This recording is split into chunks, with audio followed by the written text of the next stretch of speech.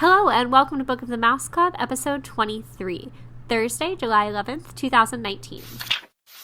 Morning, monsieur. Where are you off to? The bookshop. I just finished the most wonderful story about a beanstalk and an ogre and... That's nice. Marie! The baguettes! Hurry up! I'm sorry, but how can one possibly pay attention to a book with no pictures in it? My dear child, there are a great many good books in this world without pictures. I almost bounced clear out of the book. Some bouncing, huh? Come home or make myself known. J. Thaddeus Turtle, Esquire. Have you never met him? You will find his story in this delightful little book, The Wind and the Willows. I've come to return the book I borrowed. Finished already? Oh, I couldn't put it down. Have you got anything new?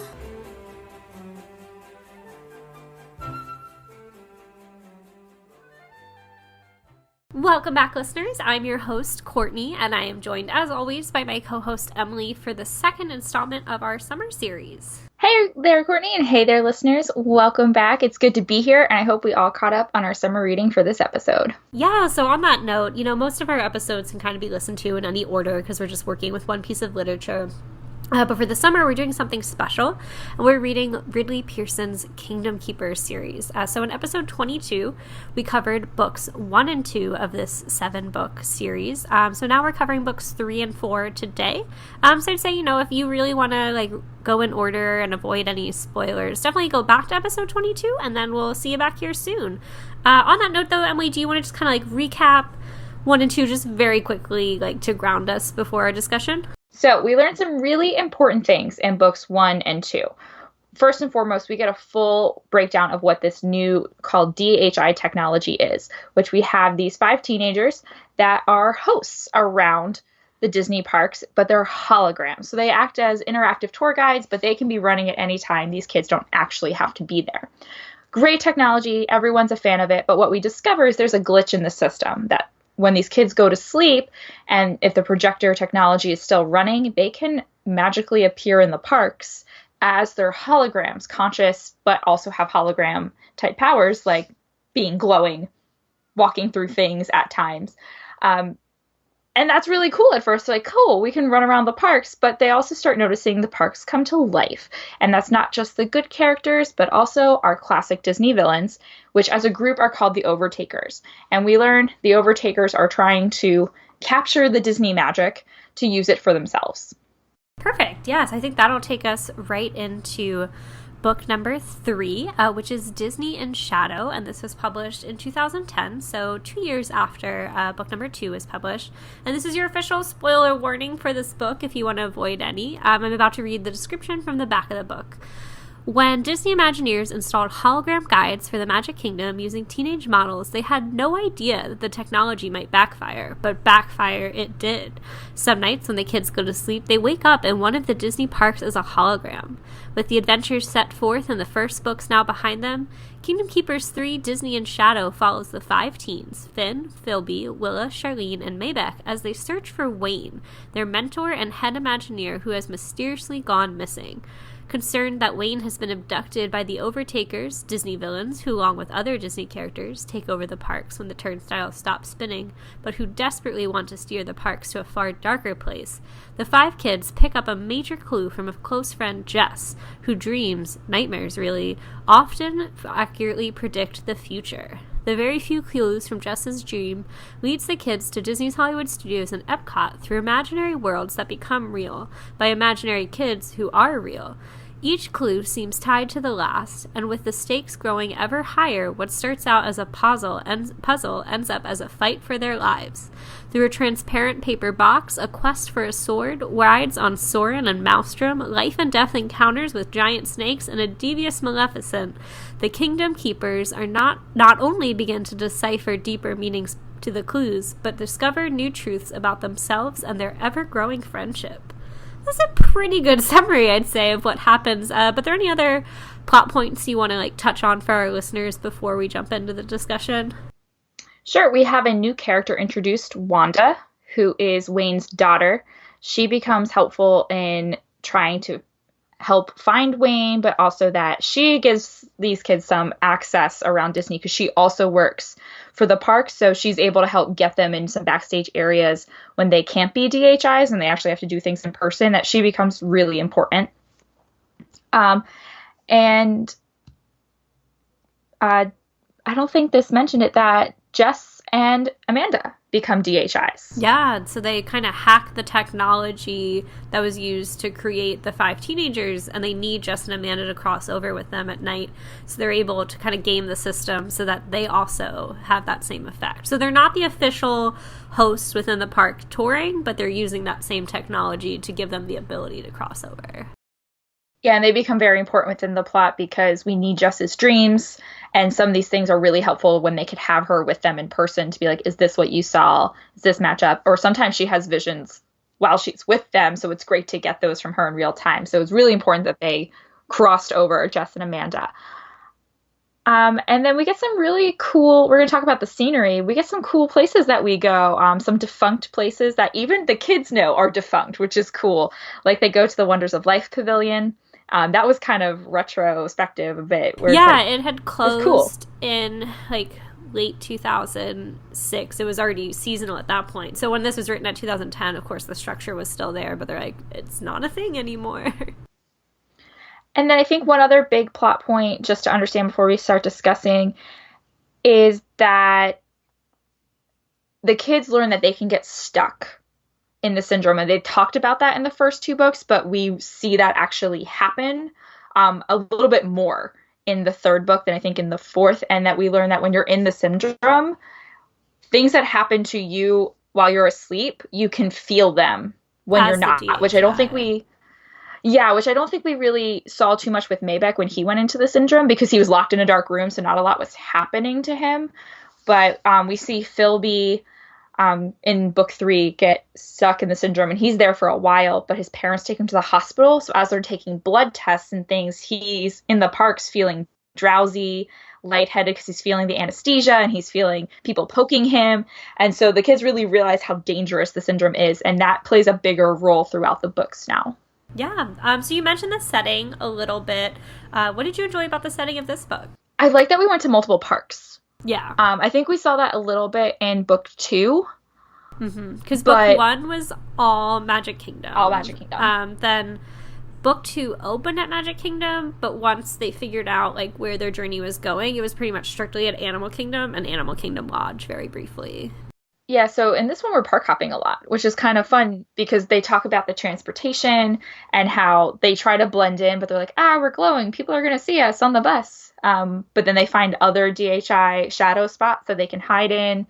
So there's a lot more adventure as they're trying to cross from park to park, which I thought was kind of cool. Yeah, they're literally covering a lot of ground because, they keep transporting automatically to Magic Kingdom, but they're like, we need to get to Epcot. And for those of you that don't know, they are quite a few miles away from each other. I've done a few of the Walt Disney World marathons and half marathons, and they often start at Epcot, and you don't reach Magic Kingdom until mile 5 of the race. So they're using the transportation and ticket center and kind of venturing through along the different pathways. But what's exciting about that, it's really cool how Ridley Pearson brings us through the entire property, and into book 4 we park hop even more. So it's kind of cool to think about that, and most of us, if you've gone on Disney Vacation, has done that. So you really understand what these kids are going through, going back and forth. So with our setting evolved, but so did our characters. What do you see from our characters in book 3 that you didn't in 1 and 2? I think I see them kind of like stepping into more defined roles within the group. So we talked a little bit about that, like Wayne tells Finn that he's the leader, but he's filled with self-doubt. But you really see the other characters, the other kids, teenagers, turn to him as a leader. You see Charlene kind of like really show off her athletic abilities, all for the better cause of, helping stop these overtakers. We see Willa stepping up more, being more confident with the problem solving and not just leaving it all to Philby. But I thought Maybeck was interesting. Yeah. I think he we started to see him question why he's part of the group, because he's seeing these more defined roles. And there were moments where he was like, why me? And I thought that was kind of interesting. He questions, why am I, kind of getting a little deep here, but he questions, why am I the only person of color in our group? So that was a really interesting conversation that he had with those friends, that he's like, I think I understand my role. And they're like, no, you're not just here to be a token person of diversity. Like they try to build him up. I think we see from Maybeck that he's not as confident as he projects. He has some insecurities. So I think Maybeck, we start to see, puts more pressure on himself and is not as cool and confident as he came off to be in book 1 and 2. And I liked seeing a little bit more vulnerability from him, that he could open up to his friends, and the other keepers build him up, that he's not just a token piece of diversity in their group. He actually brings a lot to the table. But throughout, we're starting to see Maybeck, I think, question a little bit more. But I think in book 4, he starts to feel more confident again in himself. Or by the end of book 3, he definitely does. I appreciated that, there were some confrontations in terms of like his race and maybe assumptions that he felt that his friends were making about him. Like I was like, oh, this is getting a little deep for a young adult fiction. So it was great to see important. That. Yeah, absolutely. I think it's important that does happen in young adult fiction. And I think we are seeing that a lot more than what you and I used to read 10 years ago. And I think that's really important. So, and I like how Ridley he didn't make it a focus, but we were able to see that, this character, he thinks about that, what it means to be a male person of color.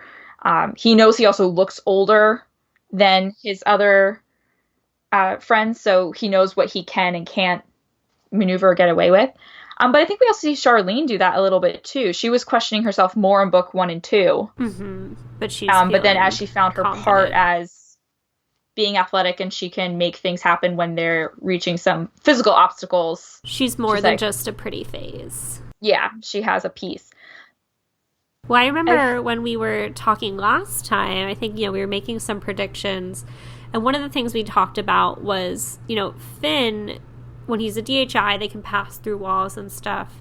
But sometimes as a person, he has the ability to go what they call all clear. So he kind of, as a physical human being, transforms himself into this DHI translucent state. And it was clear that like he's the only one who had mastered that at this point. And we predicted, like, will Finn be the only one to do it, or will other people have the ability? And that we got an answer for. Yeah, so Finn is not the only one that can go all clear. But I think what's important about this is that this really shows him as that leader, because he coaches each person. Yes. It's very individual. So it's not like, and we're all going to do it at once. It's like one by one, they're starting to gain that ability. And I think he did that with Maybeck when Maybeck was in the syndrome in book 1. Yeah, to get him through the wall. Get him out. But then that was like all we had heard of it. But this is like, now it's becoming a thing for all of them. I think Finn's the only one that can still go all clear while he's 100% person, whereas everyone else he's coached through all clear when they're in their DHI form, because in the DHI form, it's still that blurred line that they're kind of half human and half hologram, because they can still feel things and pick things up, but when you're all clear, you're completely hologram. You just walk through everything. So Finn's the only one who can do it in both states still, but Finn is coaching each. And I think that's where we see some of Finn's leadership. He becomes more comfortable with that. And I think overall Finn is becoming more comfortable. Modestly, he still says he isn't. He's like, I'm not the leader. We work as a team. But like he recognizes it more. There's a little bit of ego there. It's starting to come through a bit. Which could get him in trouble. I don't know. We'll see. But what did you think about the other characters, their moments when they went all clear? I was excited to see that, like, so that, it's really, book 1 is Finn's book, but I think as Ridley expanded this series, he developed those other characters more, as we anticipated he would, so it was, like, fun to have them have, I guess, their moment in the spotlight, so to speak. Mm-hmm. Yeah, the book 3 definitely bounces back and forth a lot more, and so does book 4, so I think from this point on in the series, we're going to see within chapters, you switch perspectives. Even within the chapter, he puts like that asterisk line so that you're kind of switching scenes a little bit. I like it a lot. It really keeps the pace moving and that excitement again of suspense. But yeah, I do like that we have all of them. And Philby's really also stepping up a bit. Absolutely. I'd say he's becoming kind of like the second main character of focus. Yeah, I think we're going to talk about him a little bit more in book 4. He has a bigger role. Absolutely. But someone else who gets a role. Yes. Finn's mom. Yeah. The parents come into play here. So we have a couple more people go into the syndrome, and that's when more parents are starting to catch on about stuff. Yeah, it seems like, overall the consensus is these parents, like, don't like that their kids are... They don't fully understand what this crossing over thing is or, like, what exactly they're doing to stop these overtakers. It's more presented as, like, oh, there's rumors that the kids did this. But the big thing is the kids can't go into the park as regular guests without permission, but they often have to in their adventures. So the thing is always, like, my parents are going to be so mad because my college tuition's going to go away. Because it seems like, they're getting, like, money and royalties for residuals using... and royalties. Yeah, for being the DHIs.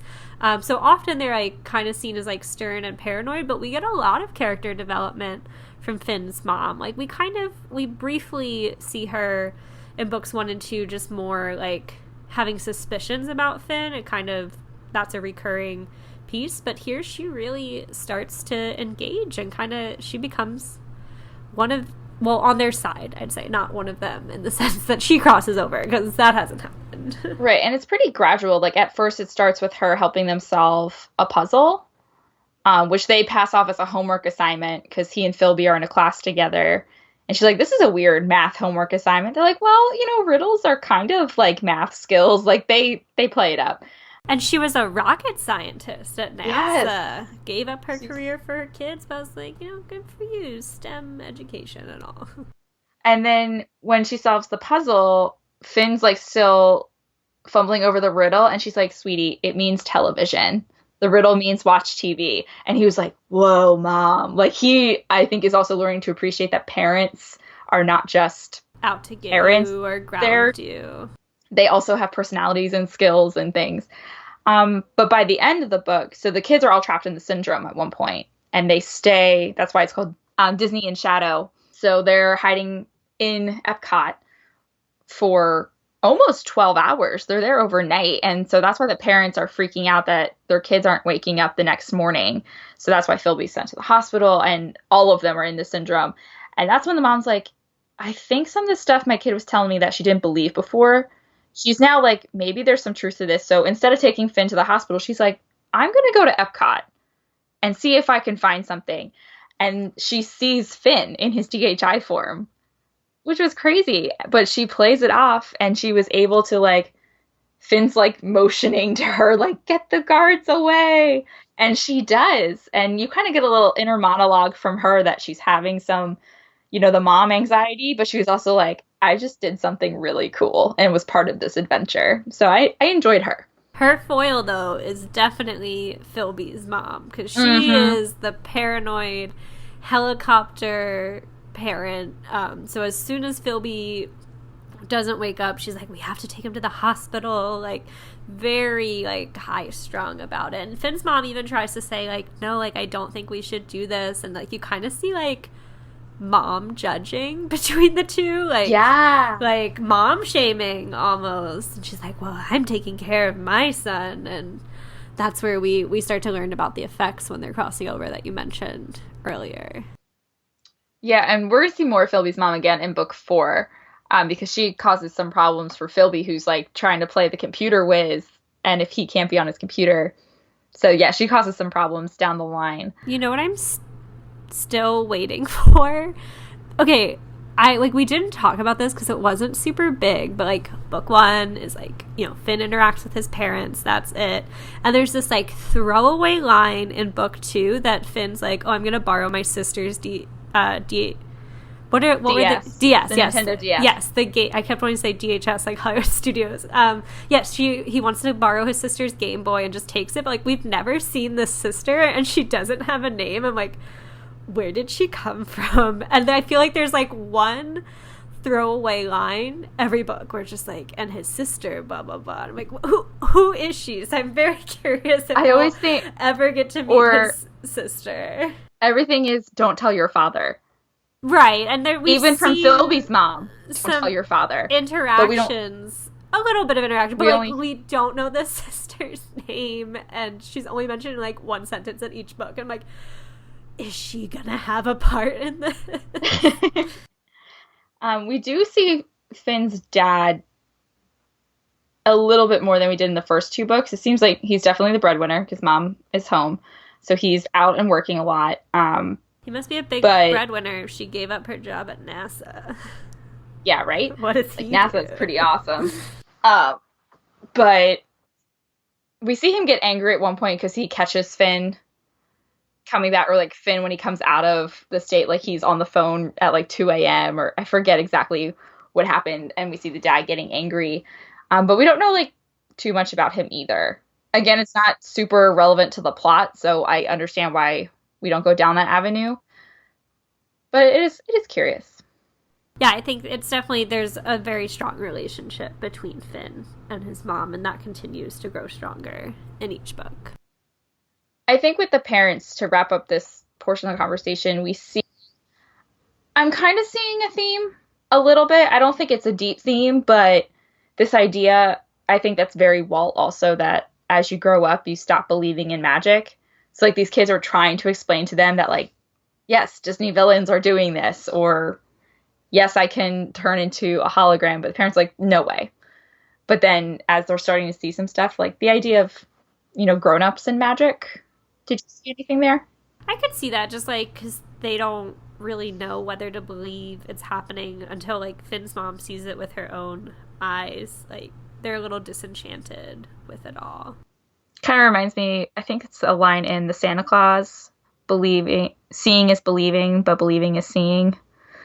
I might have that wrong, but that idea of, for some people you have to see it to believe it, but others you can just believe by not seeing it. You just believe for the sake of doing so.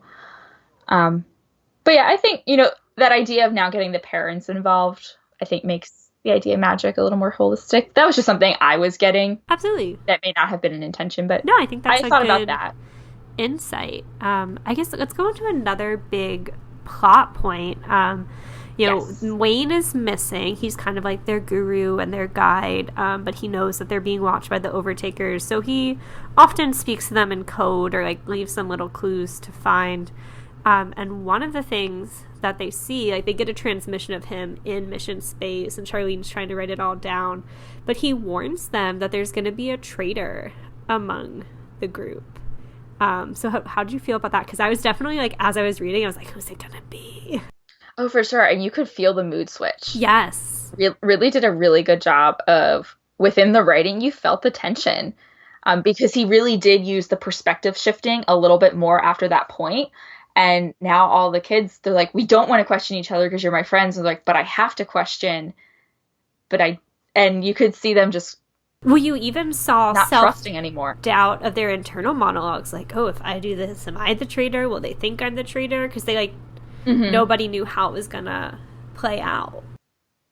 Yeah, I really like that point. And just because the shift in the writing, the pacing, and yeah, we saw some of those insecurities in our characters. But I was doing the same. I was like, who actually is it?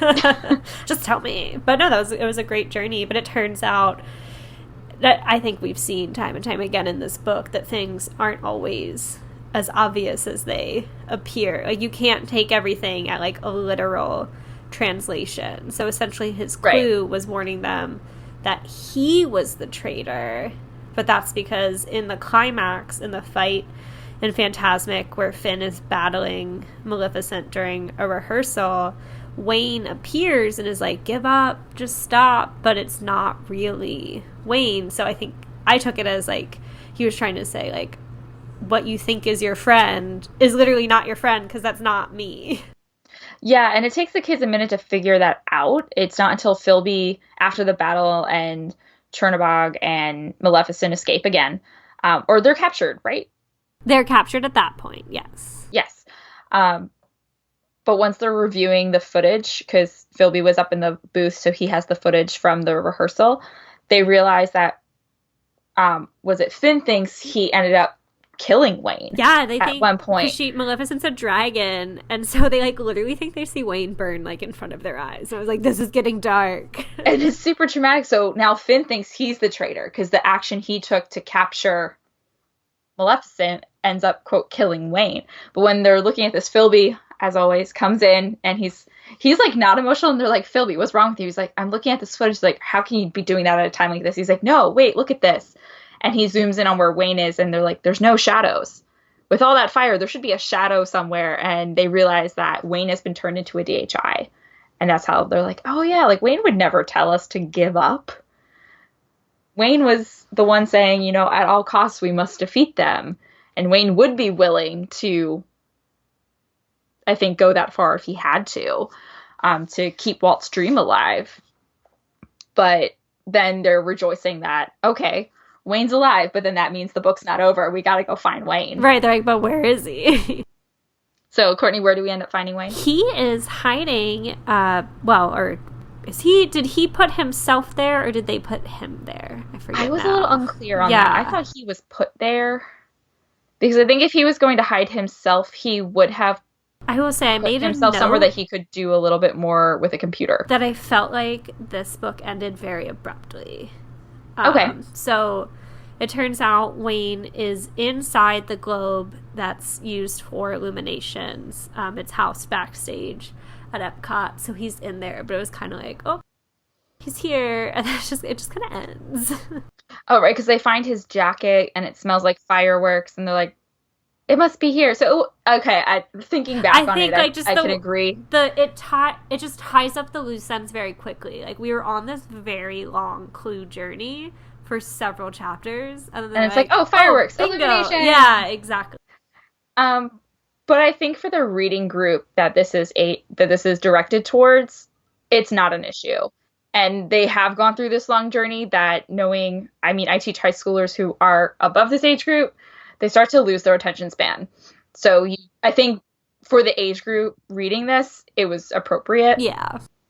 But then we do find Wayne, and that's where the parents come into play, is that the kids are trying to get on the barge, and Finn's mom distracts the security guards, like complaining about something somewhere else, and she like faints so that they're all preoccupied with her instead of the barge.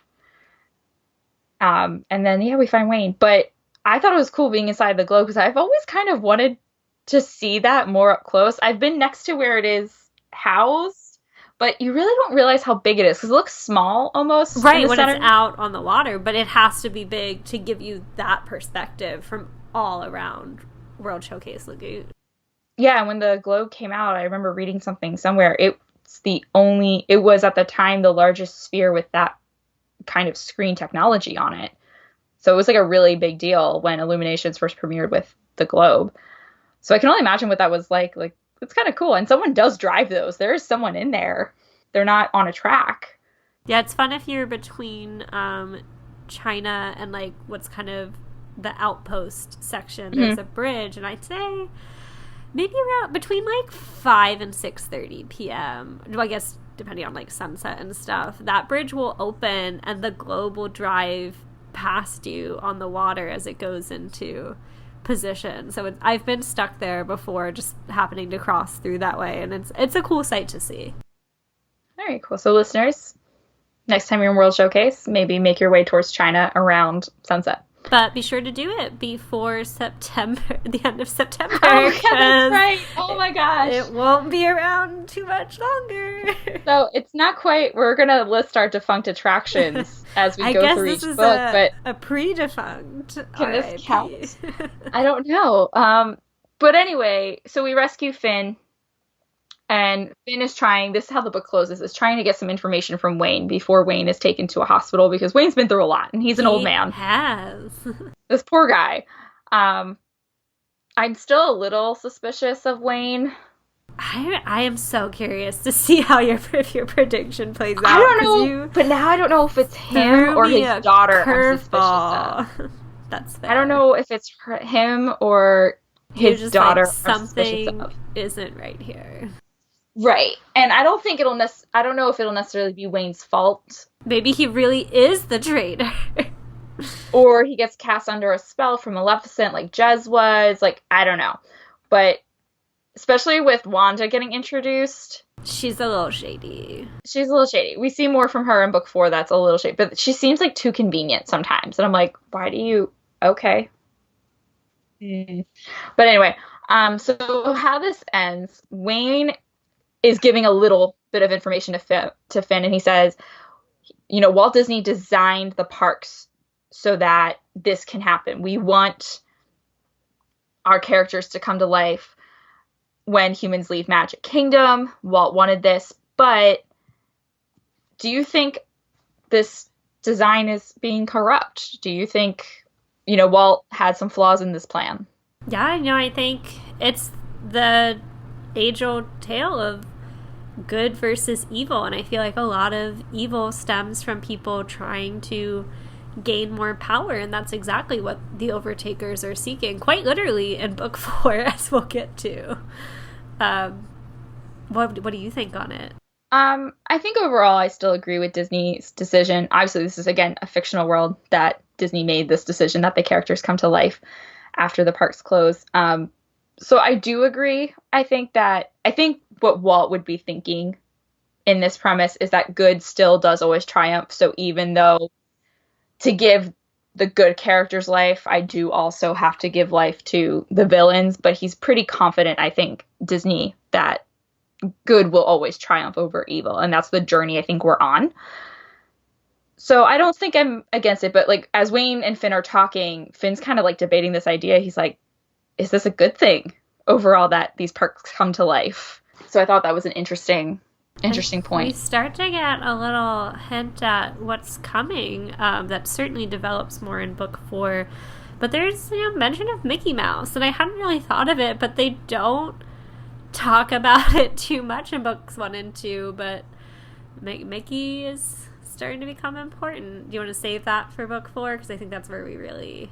Yes, because book 3 had me wanting, I was like, okay, we see all these Disney villain characters, but where are like the good guys? I think the only time they've mentioned a non-villain character is like the first time Finn crossed over to the Magic Kingdom. We saw like Winnie the Pooh walk towards the castle. Right, or like Goofy walks by. He sees them in the distance, but no interaction. Interact with them. And my prayers were answered in book 4. We'll get there. But before we get to book 4, we are parks fans, and we like to talk about some defunct attractions. So Courtney, what were some of your favorites? Honestly, I kind of like felt bad reading at times. I was like, oh my gosh, like crucial scenes, like half of these are not in the parks anymore. But for me, that's a fun nostalgia trip. I'm not sure really the implications of like a kid in 2019 picking up this book. They'd be like, what's Maelstrom? If they're pretty young, if they've only ever known. I feel like Frozen opened in 2016, but Maelstrom closed in 2014. Emily, we're coming up on 5 years without Maelstrom, and wow, that makes me feel a little old. Oh no. But so Maelstrom is part of it, and if you don't know, that was the attraction in Norway, like very themed to the heritage. There were some cool scenes there with Vikings, and it becomes a pivotal point because they need to take the sword, which is what is used to defeat Maleficent and Phantasmic. They don't necessarily go to Honey, I Shrunk the Audience, but the snake from that show, who's the pet of Wayne Zelinsky's kids, Gigabyte, he's one of the characters that comes alive. So there's like a giant snake roaming around that they have to avoid.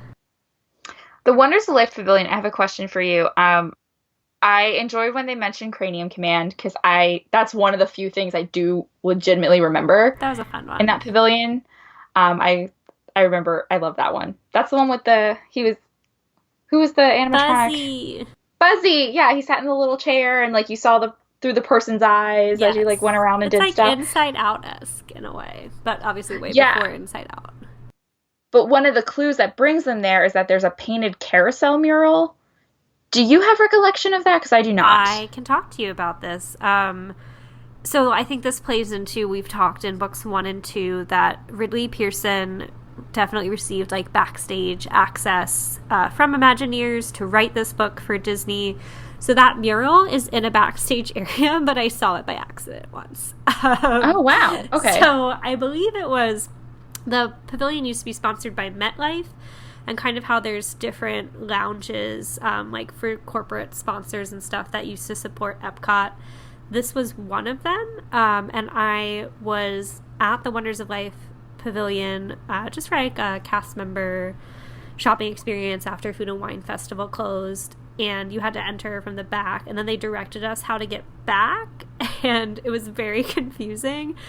And my coworker that I was with, we like ended up in this weird room with like circus themed stuff and a carousel mural. So I could picture it, but that is of course not something that you would have seen. And there's like a really trippy elevator that made me feel like I was in Willy Wonka. And we didn't take video or anything because we were backstage, but like my coworker and I are looking at each other like, what is this? Like, where are we? But I feel like we can never, you know, fully explain this experience to someone because we don't have footage of it.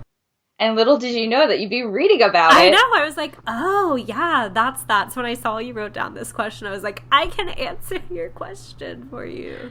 Because I didn't remember that. And again, I think Wonders of Life, maybe because you also went to the parks more frequently than I did as a kid, that's just not standing out to me that much, other than some glimpses of Cranium Command I have in my memory. I might need to see YouTube footage of more stuff to have it come back to me. But I'm glad that you remembered that. I did not get the backstage access when I was Google in Epcot. MetLife Lounge Wonders of Life, the carousel pictures do come up. So I think that's fun if our listeners and anyone who's read it wants to take a look. You can see what's referenced here. But that was absolutely like a VIP lounge, not something that's easily accessible. But yes, we were trying to find the exit and we ended up in this lounge and we were very confused. We're like, we're not supposed to be here. We need to leave.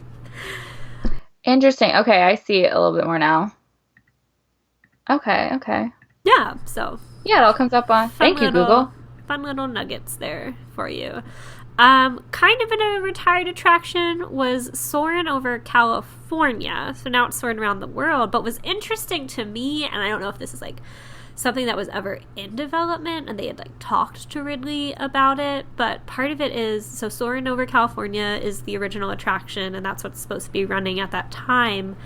But part of it is when they're over there at night, they're like testing new scenes and like it's New York City. So I'm like, was that ever in development? Because that's not a scene in Soaring Around the World. Interesting. So that I didn't really think about it. Yeah. So it sounded like they were testing a new Soarin'. So I wonder if like that was what was in development at the time. But then 5 years after this book is published, we got something different. Interesting. Maybe. If he knew it was going to be around the world, he might not have known the scene, so he just picked something. And, you know, I would think New York City would be in something. It's one of the most iconic cities in the world. So, yeah, that would fit. But it was cool that they did, like, there was a really big chapter of them going through that and going behind the screen and traveling on the ride. They got all over that theater, so that was kind of cool. Yeah, I know. And I think you can do a... Aaron Wallace. Can you do a tour? And Jeff DePaoli. It sounded like they did one out at California. So if you listen to Disney Coast to Coast, they talk about that. I don't know that that's available in Walt Disney World. It was for DVC members, so I might have to hit up my parents to be like, find out about this, because I want to do it. So another opportunity, maybe, especially if you get out to the West Coast, that you can have a Kingdom Keeper moment. Yeah. So there are two more that I want to mention before we move on to Book 4, Power Play. One is the Sorcerer Hat that used to be in Hollywood Studios down that main street. I know you were not always the biggest of fans because it blocks our beautiful view of the Chinese theater. But I thought it was funny how it was a clue, because the kids get this clue that they need to look for a hat. So they go to all the gift shops and start looking at hats. And I'm like, no, there's a giant hat. Think bigger. Go to the giant hat. So I thought that was funny. And it was a very clever clue. I want to give Ridley credit for, like, he really has to think through all these little clues. So he comes up with some good ones. I can't imagine. He has quite the imagination, and yeah, sometimes even I'm standing there like, what are you talking about? What is this going to be? But I thought the hat one was funny, because then they were all like, oh, duh. Oh. There's this giant hat at the end of the street. And that becomes important because it's one of the places they can return. So Philby, at some point in book 3, I think, gets control of where they can and can't go when they cross over, that they can cross over into different parks. But when you cross over, you come to those main areas. So, like, for Magic Kingdom, it's the Hub, and in Hollywood Studios, it's the Mickey hat. So and at Epcot, it's that Fountain Plaza right in front of Spaceship Earth. So we see the hat coming into play as like a meeting place a lot. But I thought it was funny just how we got to the hat, because I can only imagine them going through. She's like picking up mini ears and bucket hats. And it's when they pick up a sorcerer Mickey hat that like you can buy that they're like, oh my God, the hat. So that's kind of funny. But one that I know you and I must have marveled at. So when Mom figures out the clue means to watch television, and there was a date in the clue, they watched Disney Channel movies. Yeah, there's like a few little, I didn't write them all down, but in addition to defunct attractions, I feel like there's some very like timely, in the sense of when they were written, like references to certain celebrities or movies. Like they talk about High School Musical at one point, because there was a High School Musical dance show. Yeah, and they mentioned when they were watching TV that like Corey in the House just finished. And I think it was Wizards of Waverly Place was another one that they mentioned. They were watching for Dumbo, because Dumbo was a feature, and they're like, that's weird. Dumbo's not one they usually play, so that must be our clue. And that's how they get the circus theme. But there were moments where they're questioning, like, did we watch the right thing? This was also on the lineup. And I just like, oh my God, the Disney Channel original movies. Some of these shows, I used to watch Wizards of Waverly Place. I liked that one. That was a good one. But are you ready to move into book 4? I am, so we'll put out another spoiler alert, because I know some people are reading like one at a time, so if you're not on book 4 and spoilers matter, come back soon. All right, so here we go, guys. 3, 2, 1, spoilers are coming. So book 4, Disney Kingdom Keepers Power Play, came out a year later in 2011. So books are coming out pretty timely. And here's about the book from the back. For the 5 teens who modeled as Disney hologram imaging hosts, life is beginning to settle down when an intriguing video arrives in Philby's computer at school. It's a call for action. The Overtakers, a group of Disney villains, seem to be plotting to attempt a rescue of 2 of their leaders, both of whom the Disney Imagineers have hidden away somewhere following a violent encounter at Epcot. A staged attack by new Overtakers at downtown Disney startles the group. One of their own, Charlene, is acting strangely of late. Has she tired of her role as a Kingdom Keeper, or is there something more sinister at play? When caught sneaking into Epcot as her DHI, acting strictly against the couple's rules, Finn and Philby take action. Has the impossible occurred? Have the Overtakers created their own holograms? Have they found a way to jump from the virtual maintenance network onto the internet? And if so, what does that mean for the safety of the parks and the spread and reach of the Overtakers? Are they recruiting an army from outside the parks? A dark cloud in the Kingdom Keeper era is forming, and with dissension in their own ranks, it's unclear if there's any chance of escape. Dun dun dun. I think book 4 so far has definitely been my favorite. Yeah, I think it really starts to develop.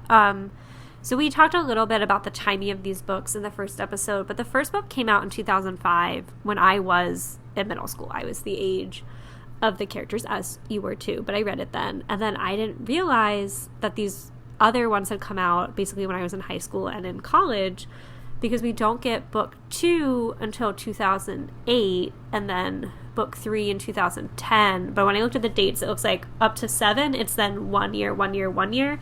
So I'm thinking that Ridley, he writes book 1, it's a hit, and Disney comes back and is like, let's make this a series. So it was technically kind of supposed to be in isolation. So it seems like I would have to think that he plotted out the whole series and the journey.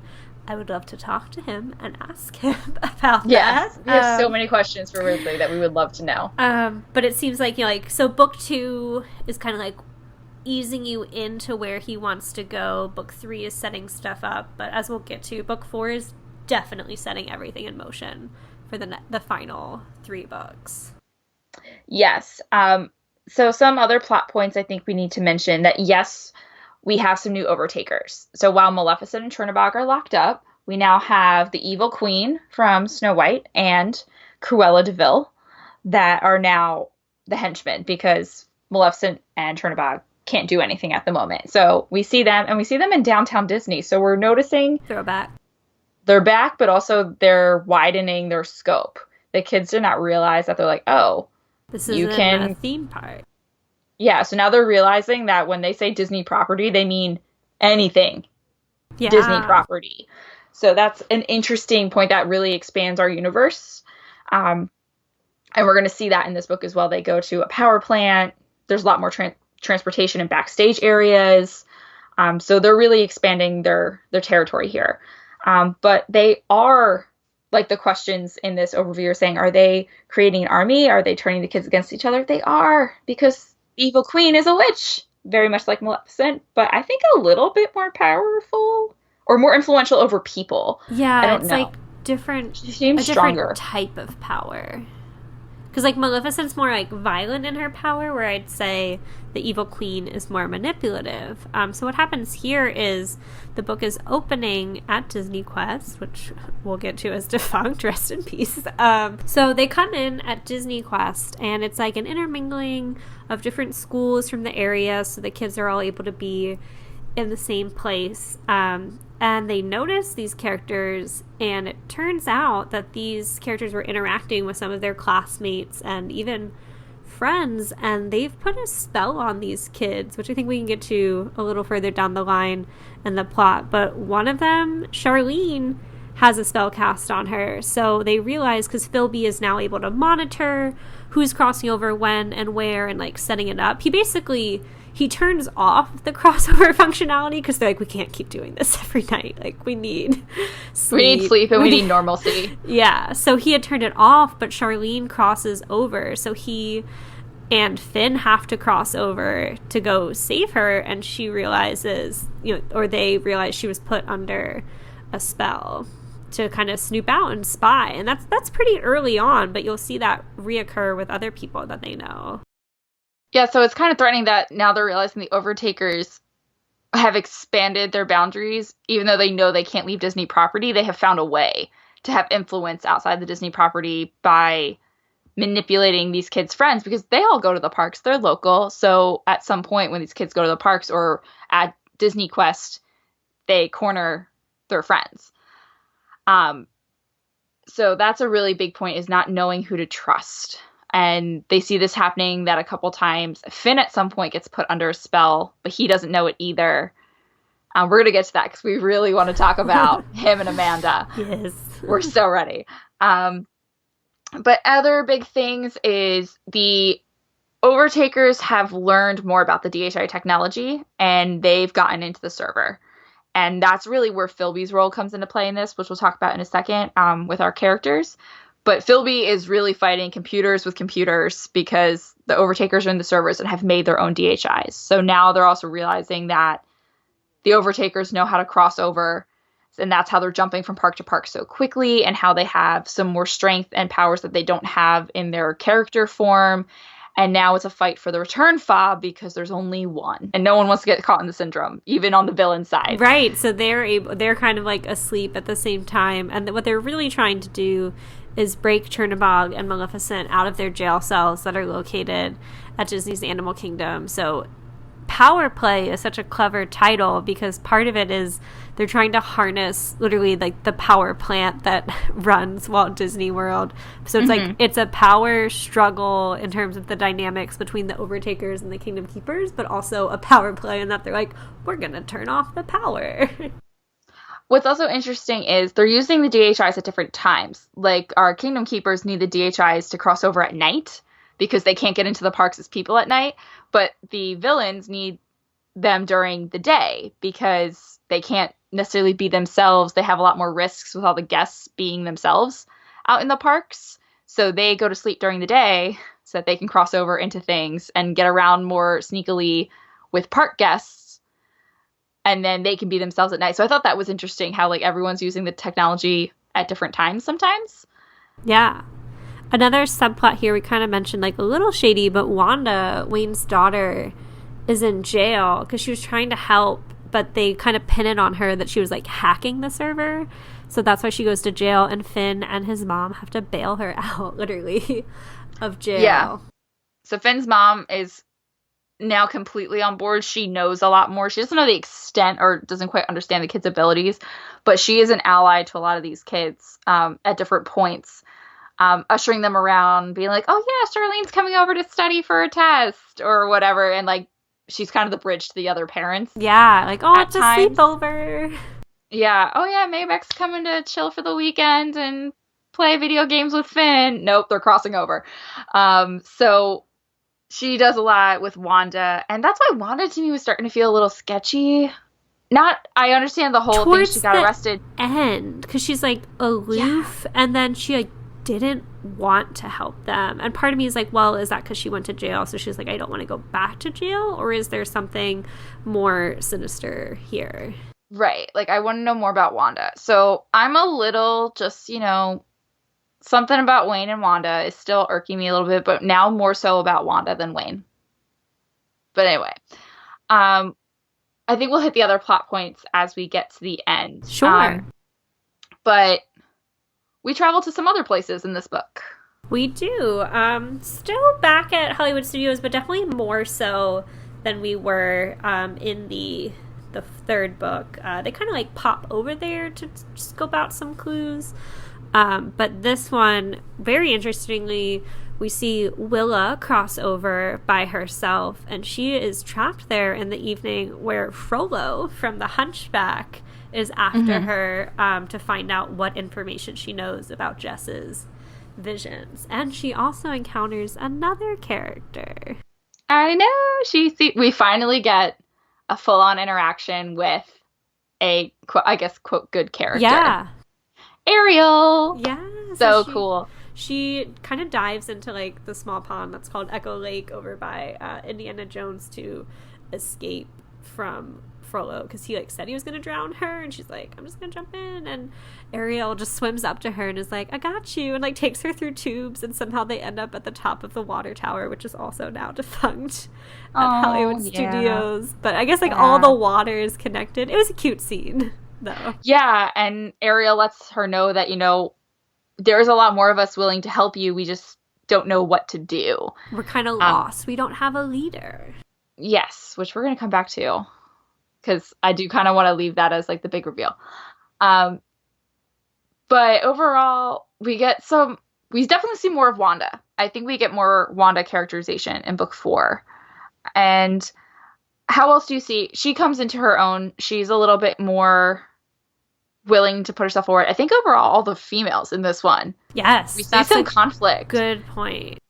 Where all the boys at some point, all of them, Maybeck, Philby, and Finn, at some point are like, I'll do it.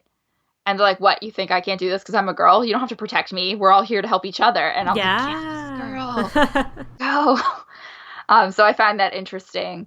But how have you seen the characters evolve? Even from 3 to 4, there's some really big leaps here for these characters. Big jump. I'd say the most obvious is they've gone from middle schoolers to high schoolers, which was cool because we talked about in the first episode that they were all chosen because they're from different middle schools. Like, they didn't want the kids interacting outside of school necessarily. But then, of course, as in real life, like multiple middle schools will feed into different high schools. So some of them are at one school together. Another 3 are at a different school. So it's fun to kind of see them interact in more of that like everyday space together. Yeah, and see them go to classes. And that's where Philby gets that message. And I think we see a lot more from Philby as well. I think he is almost the main protagonist or equal to Finn. I would say so. So he gets this message from Wayne, and Wayne has this great line where he says, Finn's the leader, but you're the navigator. You need to help point Finn in the right direction because he knows Philby can get the info that Finn needs to make decisions. And I think we see a little bit of that ego that I mentioned, like we'll probably see more of. Like, Finn is very humble, but he has a moment of like, wait, why did Wayne reach out to Philby and not reach out to me? I'm supposed to. Like a little bit of a jealousy in that way. He thought he was Wayne's chosen child. The chosen but of course, like with Wayne, everything is not what it seems. So he kind of reckons, he's like, okay, he really needed to tell Philby about the server. I wouldn't know what to do. Yeah. But I think we also see that camaraderie continuously build between Philby and Finn throughout all the books, that they're definitely in it becoming together. The strongest friendship. Yeah. Yeah. Sorry, I thought I had another thought on that. But I really enjoyed Philby in this book, seeing him come to his own. And you have that friction with his mom. So you definitely also see some more confrontation with Philby's mom, but she comes around. She does. But before that, a big point of contention is that he's on his computer up late a lot because the fob goes missing. Yeah, because the fob is missing, he controls who crosses over and when they come back. So he doesn't really cross over as much in this book. He's playing computer master on the other side so that he can help get the other keepers out of the parks when they need to return. But his mom, why are you on this computer? I don't like this Kingdom Keeper stuff you're doing. What you're doing is hacking, illegal, blah, blah, blah. And then he finally stands up to his mom. He kind of takes ownership of his role in the Keepers. That's he's like, big moment of growth for him. Yes. He's not great at standing up to his parents. But he does. He's like, he kind of turns the tables on her. And he's like, remember how scared you were when I was stuck? These people are going to be stuck if you don't let me do this right now. And she's like, oh, wow. He seems so grown up. Okay. Yeah, it was a quick turn. I thought it would take a little bit more. But I think it's an important turn as they're getting more parents on their side. I'm curious to see what she's like in the coming books. Yes. If she'll kind of be on the level of Finn's mom, maybe. Mm-hmm.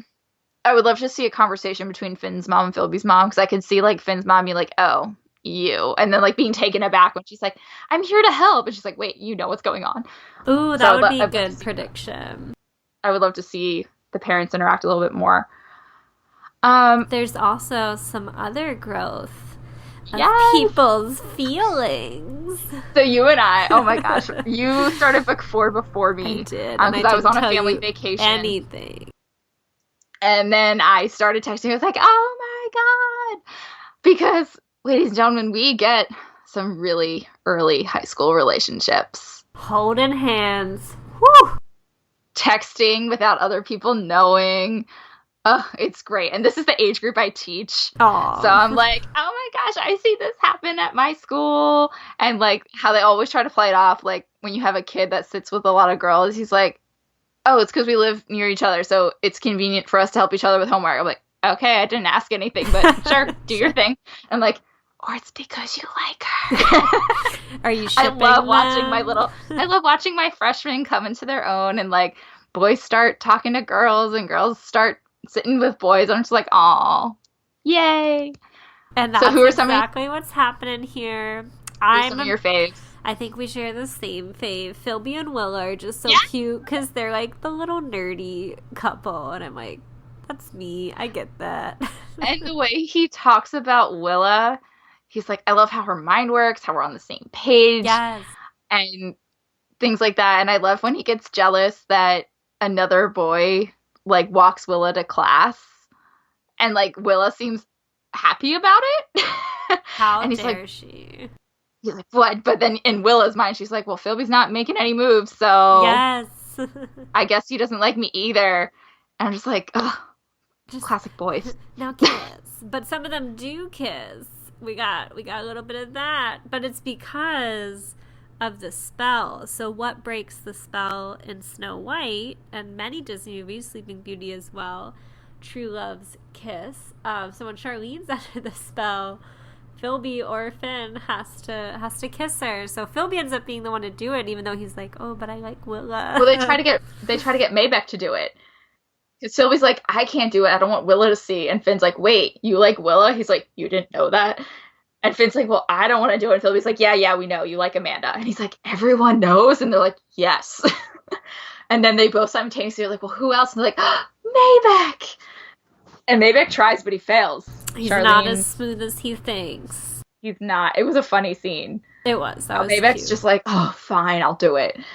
But then when they cross over and they get a hold of Charlene and they finally corner her and they're trying to explain she's under a spell, she's like, I don't believe you. And then Philby just grabs her. And just kisses her. Like, whoa. And Finn kisses Amanda, but it ends up sending her into a spell. But we've got a love triangle going on here. A little bit. Charlene, Philby, Charlene, and Amanda. Which we were texting, I think, made a good point. You know, we've seen this in young adult literature, I guess, you know, from the female perspective. You have Twilight with Bella, Edward, and Jacob, and then Hunger Games with Katniss, Gale, and Peeta. So it's often the girl at the center of the triangle trying to choose between two boys. But this was from the boy perspective, so that was something different. Yeah, I really appreciated that. And I think that's also important for young adult literature that I don't think boy feelings of crushes and romance always get represented and the internal struggles that they have. So even though, again, it's not super deep, but I really enjoyed Finn's internal monologue where he's pretty committed that he knows he prefers Amanda, but he's also like, but I don't want to hurt Charlene. She's my friend. Like, what do I do? And he's like, yeah, she's attractive. He's like, I do admit she's very attractive, but there's something about Amanda. But it reconciles by the end.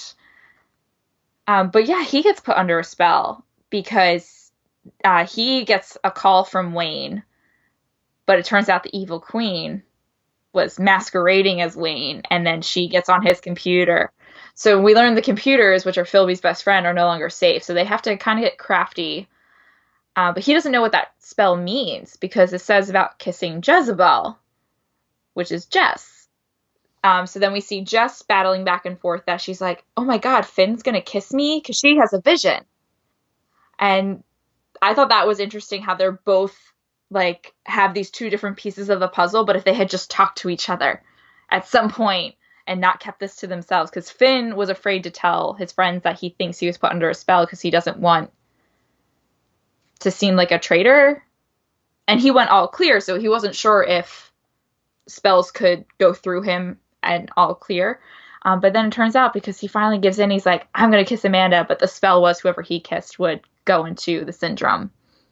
Yeah, so they were trying to get him to kiss Jezebel so that she would stop having visions, but because he kisses Amanda, it puts her to sleep. So they have to go and rescue her.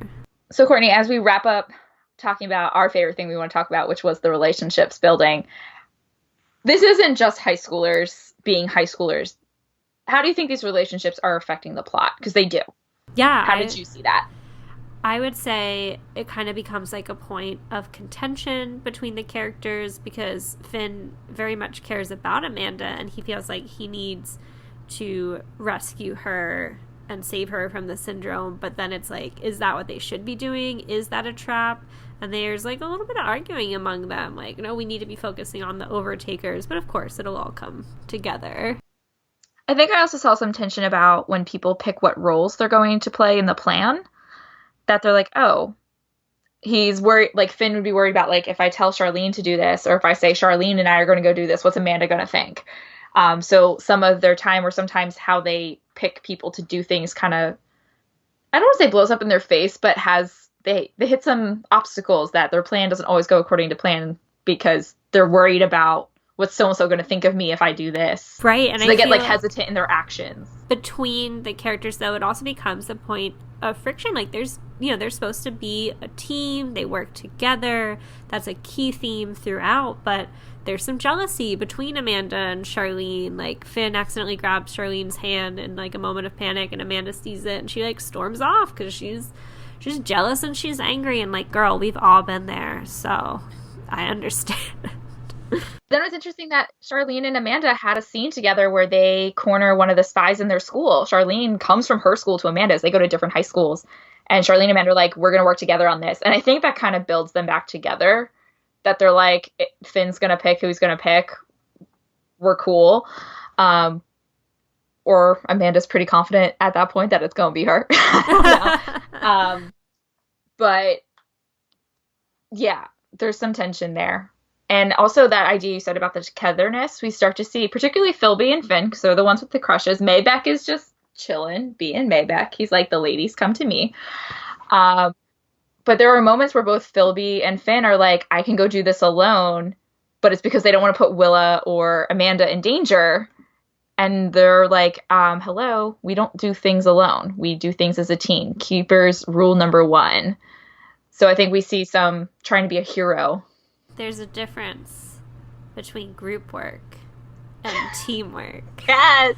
You finally worked that into a podcast. I'm so proud of you. Thought about it after the last episode. So for listeners, this was just something that Emily and I were in a class together, and I made this deeply profound statement in a discussion once, and then I just found ways to work it in every other week. I think I've even used that line in an interview. Like, to be fair, it was a good line. Oh, it's a great line. But yes, I'm so proud of you, though, Courtney, Thank that you you. really worked that in. Even if our listeners don't quite understand what it means to you.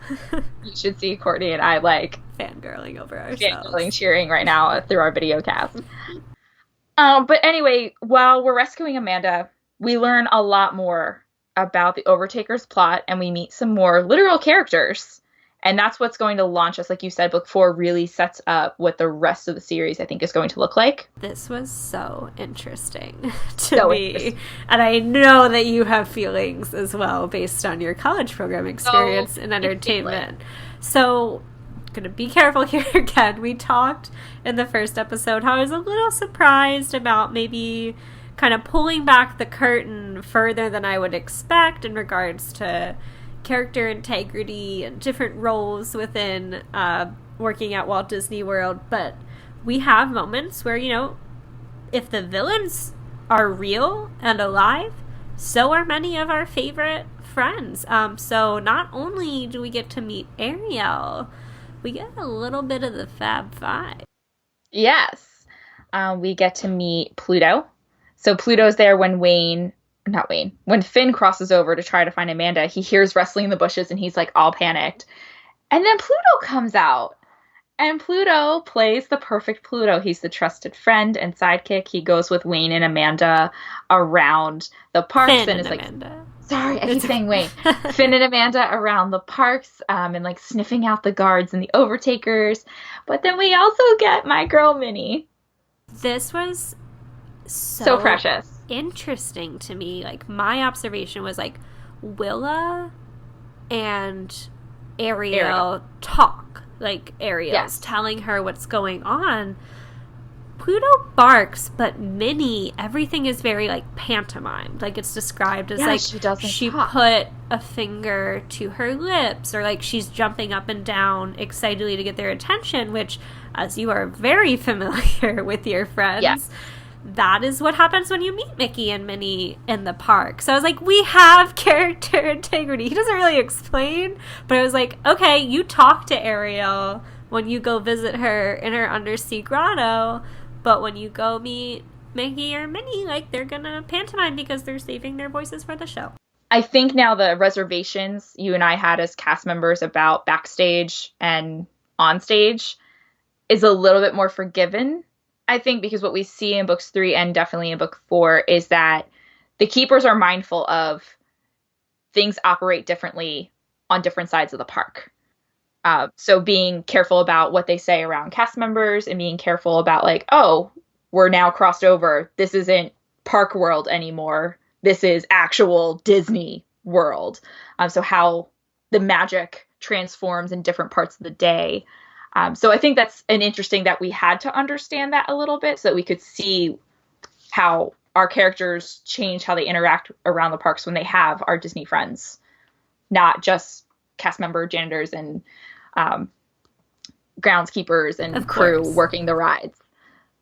Yeah, so it was really interesting we discussed characters in one way and I was like, ooh, here we're getting, and we teased it a little, but there's a character who's MIA. But yeah, Mickey everyone's a little sad. As soon as you mention Mickey, all the faces go down. Even Ariel, she's like, oh. It's very mysterious. Like, they're kind of one's aloof about it.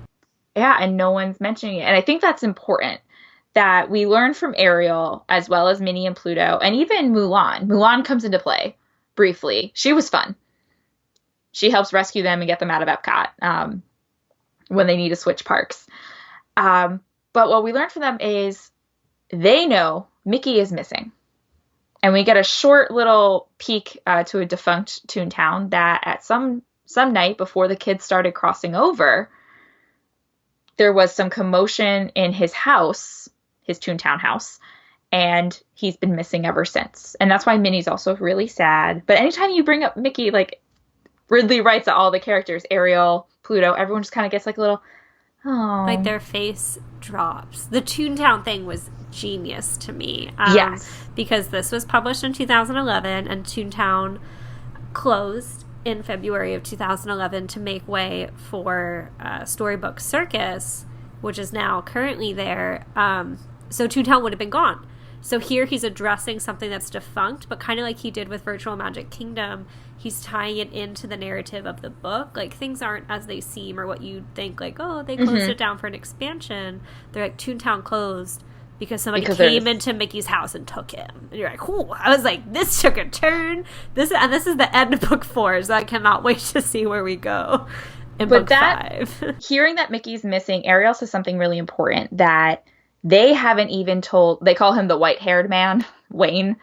Wayne doesn't know. The Imagineers don't even know Mickey is missing. So the characters know some more stuff than Wayne does. And we see that play out because at some point, when they're taking over the power plant, Charlene and Maybeck go to the power plant to see, like, why is there all this activity here? And it turns out the Overtakers are using the power plant as their base to control the server.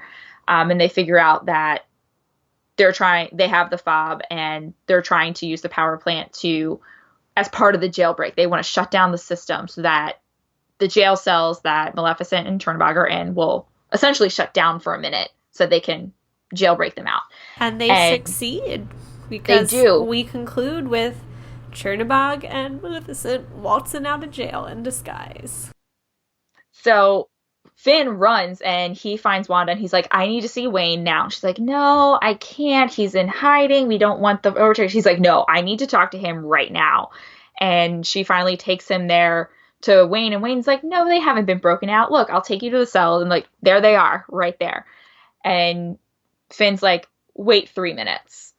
And they do, because the server, it takes a while for the projection technology to actually shut down. If you've ever turned off a projector, you know it takes a bit for the bulb to actually power down. And it turns out Maleficent and Chernabog the entire time in the jail cell, or at some point, were replaced with their DHI forms, not the actual ones. So we're learning that Wayne is not all-knowing. And so there's some gaps now that we need to bring Wayne, the Imagineers, and Wayne and the Disney characters together to share some info. I feel like this book, right at the end, like, really picked up the pace. So it's ending on a cliffhanger, but I'm excited to see where the final 3 books will take us, and it seems like finding Mickey is going to be very important to this plot, which is a direction I didn't expect. Yes, and also knowing that since the Overtakers are using DHI technology, that also means Overtakers also go to sleep. So obviously the Overtakers have tried to use that to their advantage on our keepers, but the keepers are not like, we got to use that same ploy to get our advantage over them. So we've got playing with DHI technology and then changing our focus to, I think they're going to have to switch their focus from the Overtakers to finding Mickey. I think that's where Ridley's going. Yeah, I think, part of overtaking the Overtakers will be finding Mickey. This reminds me, I never finished the game, and I'm upset to, admit this, but I feel like this is very similar to the plot of Kingdom Hearts in a way. Like, from what I remember... I've actually never played Kingdom Hearts. I had the My first sister one, did. and I never beat it, but I'm pretty sure, the plot is that, Mickey's missing, and then Sora, Goofy, and Donald are, going through these different worlds to find him. I'll have to read up more on that. I think that is the plot of at least the first one. Yeah. That's very interesting. But I kind of like that we're pulling on some of these themes that, that someone reading this may be like, oh my god, it's Kingdom Hearts. And who knows? We haven't finished the series yet. No, I'm really excited to. What if Kingdom Hearts shows up in this? True, because they talked about, the Nintendo DS and stuff. They did get iPhones, and they weren't mentioned by name. I was like, these are definitely iPhones. As part of my... Yeah, they kept saying smartphones. My prediction on the other episode as we continue to grow with the technology. But I think now these will all be very much in a row, both in their sequence and their release, because it got into a groove where they came out each year. But as we wrap up these two before we get to our next episode, what did you like about these 2 books?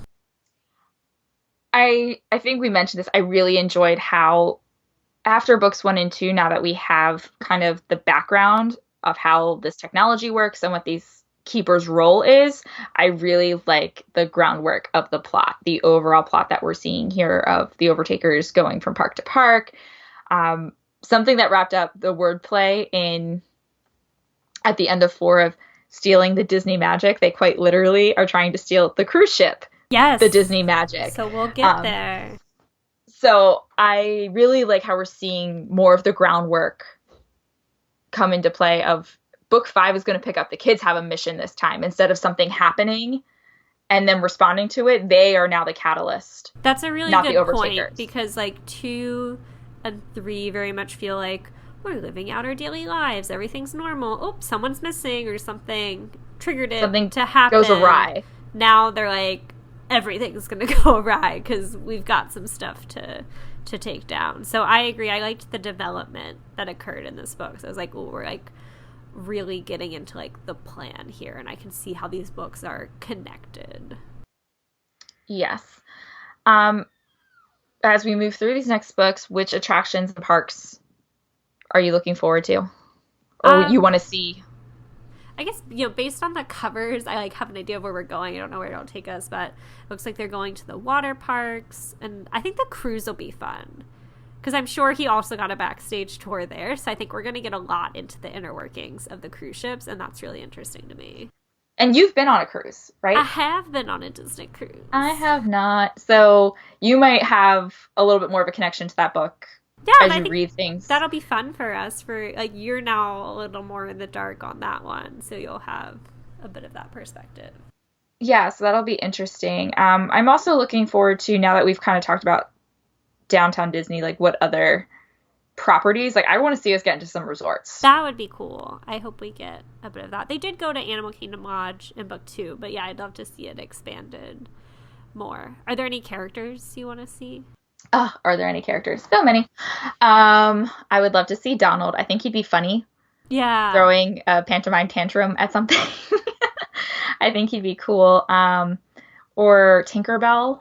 Like, that'd be fun. I can see her doing some magic-y things. I don't know. I think there's so many ways to work in different characters in all the places. They brought in Big Bad Wolf. That was a deep cut. Yeah, so I don't think we can rule out some deep cuts and some original, like, Silly Symphony type characters either. I want to see more princesses because I feel like those are such a big part of the character experience at Walt Disney World. Mm-hmm. I guess it's like what we saw in Ralph Breaks the Internet. Like, I want to know how the princesses interact with each other, or are they more isolated in their lands? Oh, going back to that, I love how Ariel was like, yeah, Eric's part of this. Dream along with Mickey, and so I don't get to see him that much. And I'm like, oh my gosh, I'm so sad for her. She should just swim over. But yeah, I kind of want to know like more about those developments of like when they get to see each other and stuff. So lots to look forward to on our coming episodes. In the meantime, do you want to leave our listeners with some resources as always? Sure. Another defunct thing, and you could tell me if this is still running. They talk about the Kim Possible cell phone adventure around World Showcase, but is Agent P still there? I believe Agent P is. So yeah, it started as Kim Possible, but it is still running as Phineas and Ferb, though now, smartphones and everything has evolved. It used to be like they handed you like a little like fake phone to play with, but now you can play directly in the Play Disney Parks app from your phone. Oh, cool. So I definitely suggest that you can do the Around Epcot interactive game. So very much like I offered Sorcerers of the Magic Kingdom for last podcast. This one I will suggest Agent P, but also if you happen to be there at any of the festivals, I love doing the scavenger hunts. Like at Food at Wine, it's usually like go find Remy with some different ingredients in every country. And for the art festival, it's Figment and different paintings, famous paintings from every country or artworks. So I highly suggest that when those scavenger hunts are around, it's a fun way to go around World Showcase. It pulls you into different parts of the country that maybe you wouldn't have looked at before. So I really recommend those. And I also stuck with Epcot because I feel like that's where we got most of the like behind the scenes stuff. Like studios stuff took place there, but we weren't really getting too much behind the scenes other than like some warehouses where they produce the DHIs. So I would recommend, I think I've mentioned one of these before. I'm a big fan of the tours at Walt Disney World. So I have been on the Undiscovered Future World tour, and as its name suggests, that's focusing on the front half of the park and going behind the scenes at certain attractions that occur like within the books. There's a scene at Test Track. You do get to go backstage at Test Track. They also talk about, they meet up in the Living Seas VIP lounge that's no longer used. You get to see that on the tour. So I feel like it does hit some of the very familiar spots. And similarly, I have not been on this tour. It is on my to-do list, is the World Showcase Destinations Discovered. So that's the counterpart to this Future World Tour. So this is taking you through the different countries, going into the immersion, but I do know you get to see up until, I guess I got to do this before October 1st, you see the Illuminations globe and where that's held, so like that's kind of where one of the climaxes of the book takes place, so it'd be cool to see like really where they are and see what Ridley got to see on his tours. All right, listeners, so hopefully you can find some ways to incorporate those resources. But in the meantime, we will be preparing for our next episode. We will be covering Kingdom Keepers, books 5 and 6. This will be our last episode where we cover 2 books in one. We're going to save book 7, the finale, for its own episode. So in the meantime, read up with us and also keep up with us on social media. You can find us, the Book of the Mouse Club, on Twitter and Instagram at Book of the Mouse. And please email us with comments, ideas, or if you have things you want to hear from us about what we thought or things you thought on these Kingdom Keeper books, please email us at bookofthemouseclub@gmail.com. And you can find me, Emily, on Instagram and Twitter at Emily_McD. And if you want to keep up with me, Courtney, I'm on Instagram at GreatGutsby and on Twitter at CourtneyGuth. We hope to hear from you real soon. Emily, do you want to take us out with another quote from the book? Yes, so as we both said, we were really enjoying Maybeck's character and his development, and so I pulled a quote from him. This is in Book 4, Power Play, where he and Charlene are off in the power plant. And at one point, he says, Charlene, when confidence is kind of low, he's like, hey, if you don't believe in yourself, who will? And I thought that was a great reminder that we can have confidence in ourselves and move forward with our dreams and with our missions. It's a very powerful power play for yourself. Oh, there you go. Bringing it home. So listeners, keep believing in yourselves, keep up with your reading, and we will see you on our next episode. Bye. Bye.